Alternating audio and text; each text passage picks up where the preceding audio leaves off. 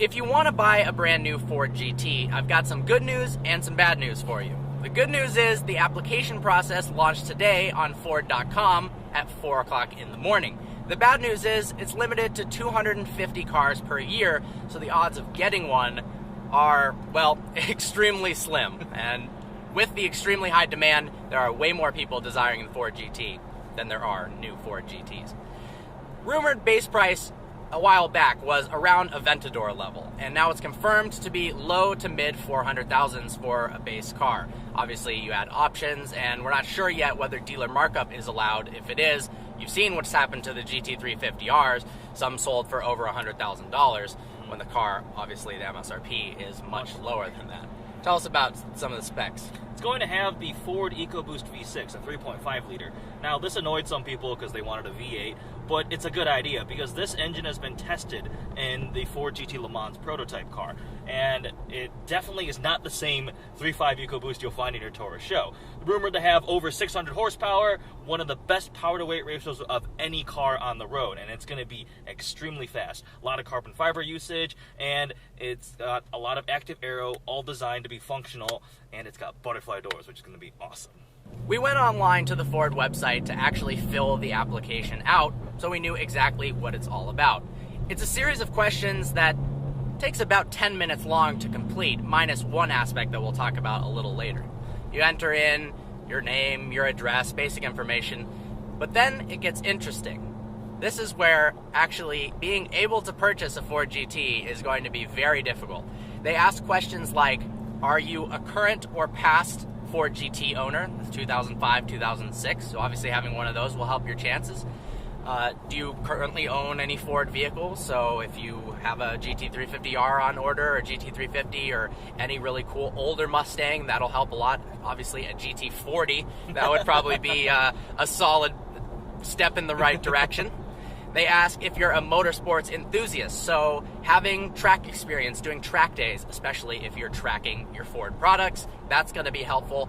And this is different than Ferrari. Social media influence is a big thing on the application. They want people who are going to positively represent the Ford brand and advertise the car for them, basically for free. So if you have 1 million Instagram followers or 1 million subscribers on YouTube, that's going to really, really benefit you. Most likely, the key component to this application is a 60-second video that Ford asks you to make that says, why would you be a good Ford GT owner? Has to be less than 60 seconds long. They say they don't want any theatrics. It's an actual, genuine question. Why would you be a good Ford GT owner? I'm sure they are going to get tens of thousands, if not more, some of which are just ridiculous videos. Others might be 16-year-old kids dreaming. But that's really cool. I think hopefully, the people who own the Ford GTs will be dedicated Ford fans. They are saying that they are going to allow some people to buy the cars who haven't had Ford products in the past. Obviously, they want to bring new customers into the market, maybe take some people away that would be buying the 488 GTB or whatever the next generation of the Lamborghini Aventador or Huracan or something like that. So the application's open today. They will stay open for 1 month, and on May 12th they will close for the 500 allocations available right now. So if you want one, you better make your application quickly. And you can submit your application at any time and then edit it later. Yes. So, you can make an application today, submit all the more boring information, and then think about what you want to do for your 60-second video. We've got some cool Ford GT relevant information. We both toured the design labs where they built the Ford GT. We saw a bunch of clay models, the prototype, the way early ones that look nothing like what the modern ones, the actual one looks like. We talked to designer for the interior, the one guy, I met the guy that was in charge of the entire interior design of the previous generation GT, and we got to see the entire process. It was pretty cool. Less than 10 designers for the exterior and pretty much one designer for the interior.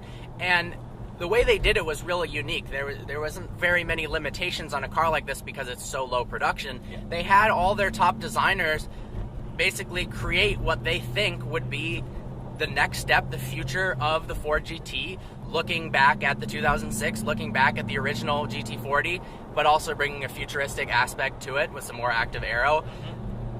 And then they all threw their designs out, and the GT basically became a combination of all of their designs. It took aspects, the best aspects from each part, and then they made some modifications so everything flowed together really nicely. Obviously, it's not just stuff stuck together. There were some designs that had aspects of the Ford GT that looked better than the one that's in production today. Yeah. A little bit more aggressive. However, I think Not it's as an practical. absolutely gorgeous car. Yes. And it sounds good too. We've heard them in person. People are worried about the EcoBoost not sounding as good as the supercharged V8. It still sounds awesome.